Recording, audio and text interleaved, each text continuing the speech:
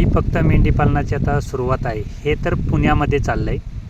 आता हे शेड बघू शकता केवढं भले मोठे आहे. तर मेंढी पालनामध्ये चारा आणि औषधांच्या पलीकडे आपण गेलोच नाही. त्याच्यामुळे खूप सारे लोक अटकून राहिले होते. पण औषध आणि चारा सोडून त्याच्या पलीकडचं मी मेंढी पालन सांगायला लागलो. त्यामुळं लोकांना पण थोडंसं बरं वाटायला लागलं की नाही, ह्याच्या पलीकडं पण काहीतरी असतं आणि त्याच्यानुसार हे मेंढी पालन चाललं आहे. आता मी काय प्रत्येकाला म्हणत नाही की असं शेड करा वगैरे, पण लोकांना इथं आल्यानंतर रिझल्ट जो दिसतोय त्याच्यानंतर प्रत्येकजण म्हणतो की असं शेड असल्याशिवाय पर्याय नाही. कारण हा एकमेवच पर्याय आहे. जर मेंढी पालन करायचं आहे लाँग टाईमसाठी, तर हे असं शेडशिवाय पर्याय नसतो. कितीही खाली काय करा, पण मेंढी पालन करताना खाली मात्र करू नका. हा माझा एक अनुभव आहे.